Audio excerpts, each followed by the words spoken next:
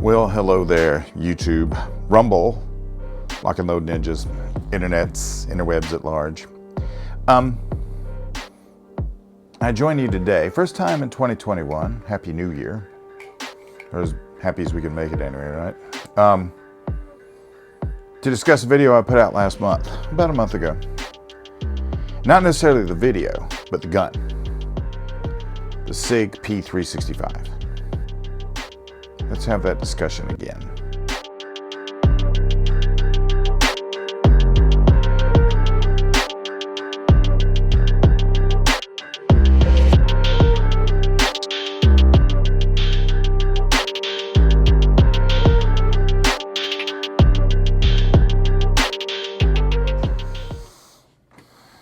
So here we are, back again. The Sig P365. I have carried this gun. I have taken it to the range again. I have shot this gun. This gun was actually it planted the seed in my mind that I might need to do something else, but we'll get to that later. The last video, the P365, a gun I will not carry. Well, that sparked a little bit of controversy. I've never had as many comments. I've never had a like to dislike ratio like this. I've never had as much engagement. And that interested me. And I wondered if it was because of the gun. Is the gun just that popular? Is it because I said I wasn't going to carry it? What was the reason for this? And the comments, well, you know, we'll get into the comments later, but some of the comments either inferred that I was stupid for not going along with this idea, or I just didn't know what I was talking about or what I was doing. So, like I said, even after I put that video out, I was trying to figure out ways to carry it. What would be the right way? And how do I, that manual of arms I'm worried about, that reducing the stoppage, you know, I just decided to do like that. So I'm just going to slingshot it from the rear, like that. So that solves that. The other problem I had was the old slap on the magazine. And some of you suggested this, or one of you suggested that I carry it with a 15-round magazine. Now I have something to hit if I do have a stoppage. Although, that creates another bit of a conundrum, if you will, for me. But that's beside the point.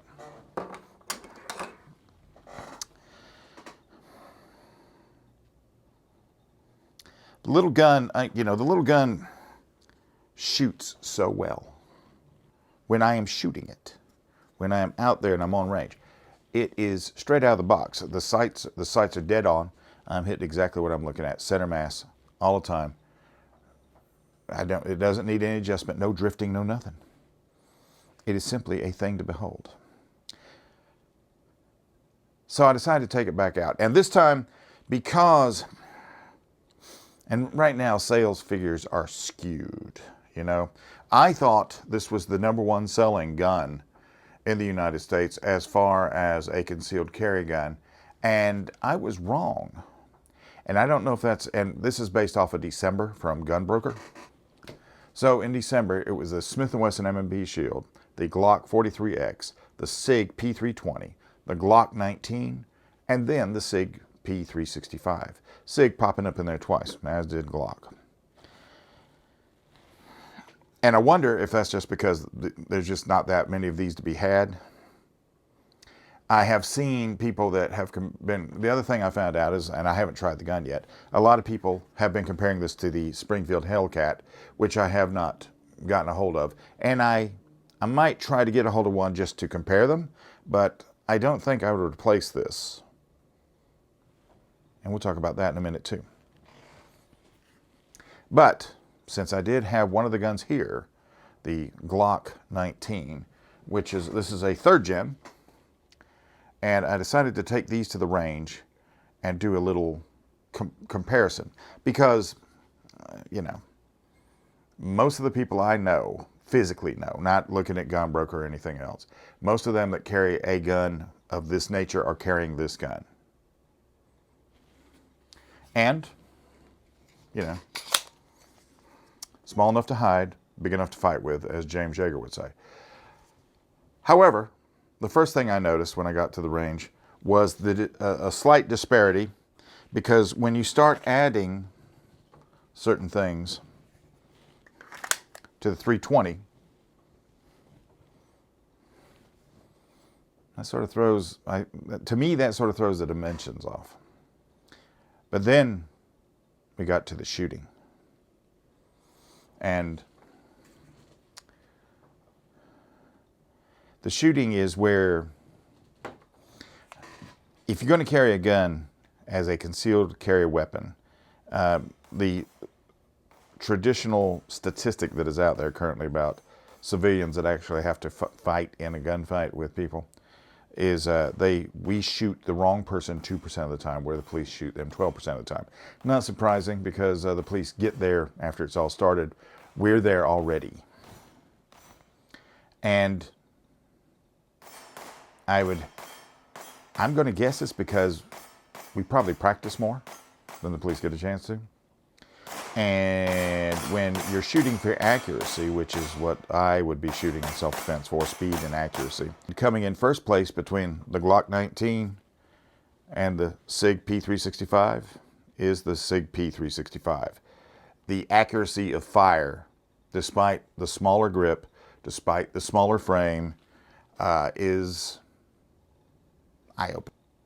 The other part about it is I have an easier, and okay.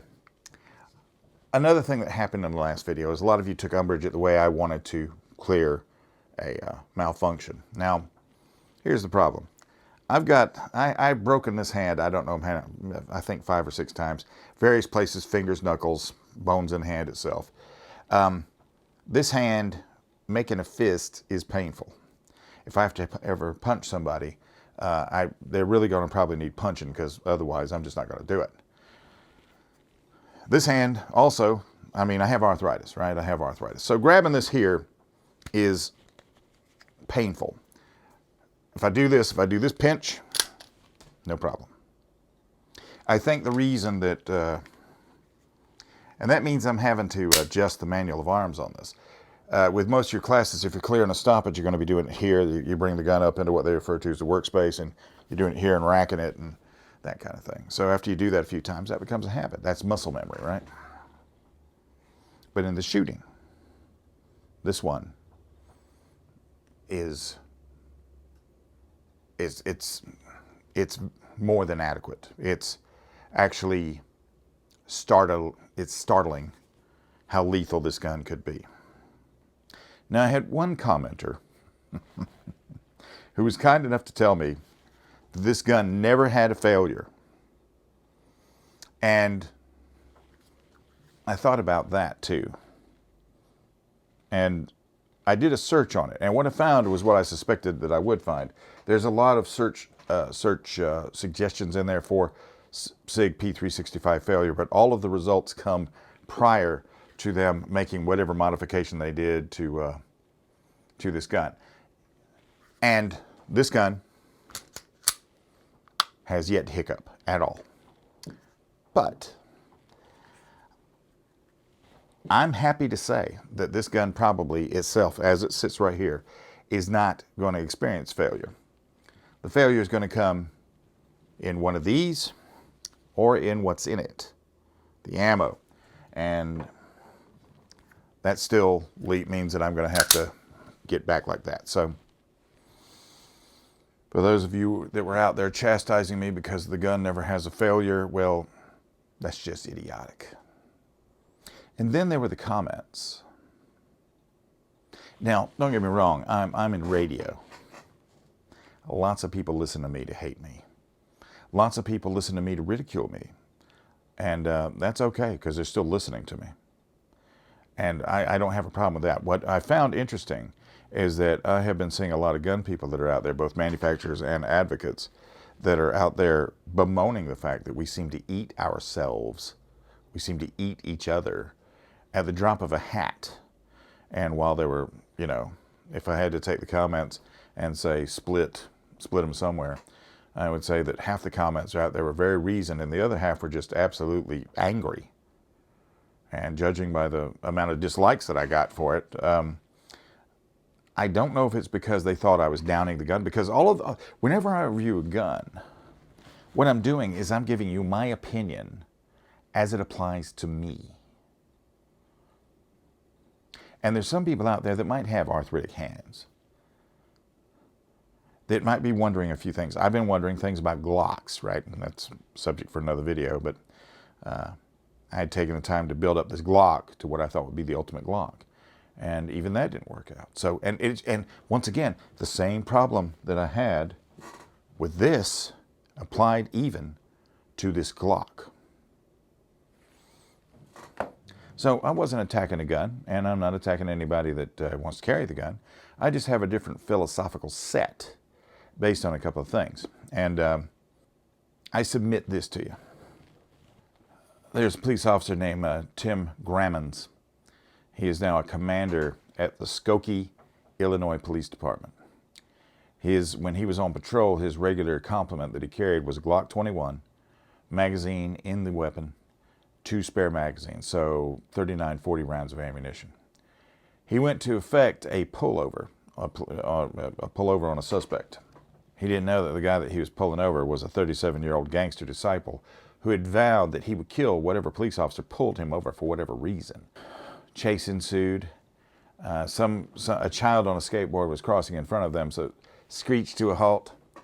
And the suspect got out of the car and charged Officer Grammons and had 4 rounds in his hood before Grammons got his Glock 21 out. And what followed was Officer Grammons firing at him 33 times, striking him 14 times. He delivered 6 kill shots: diaphragm, liver, kidney, both lungs, heart.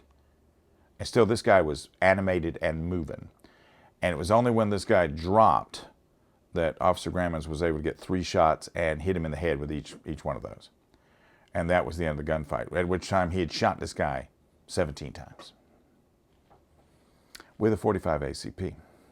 This guy did not have alcohol or drugs in his system.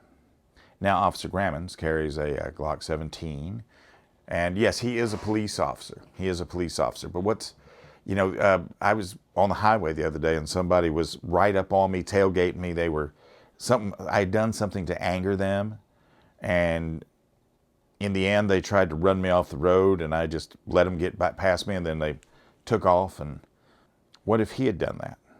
Then I'm in the same situation as Officer Grammons, except I'm not even a cop. I don't even have to run to trouble if that's what happens. And so I don't know how anything like this is going to unfold. So that's where my set of criteria comes from.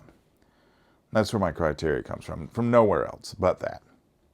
And for that reason, there will be certain times when this will be my primary. There will be certain times where this may be a secondary. And there'll be times when I don't carry it at all. I do live in South Carolina. I can see during the summer this being an excellent candidate for it. I'm actually thinking about buying a second one. So, having said all of that, when I said that it's not a fighting handgun, this was not implying that everybody out there should be carrying some sort of a setup like this. We really need to put out a united front, don't we? I mean, we're facing a whole lot of adversarial stuff coming at us now. And I'm making this video on the 6th of January. So, yeah, we got a whole lot of other stuff.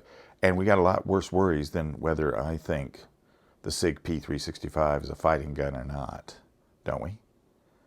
We should put out a united front, because I can tell everybody out there that didn't like what I had to say was passionate. And that passion could be serving us well. It could be serving the community, it could be serving the right, and it could be serving the advocacy. So consider that if you would. One thing I noticed about this video, and this video was very highly engaged with and viewed, was only 90% of the people that looked at this video, 92% of the people that looked at this video were not subscribed.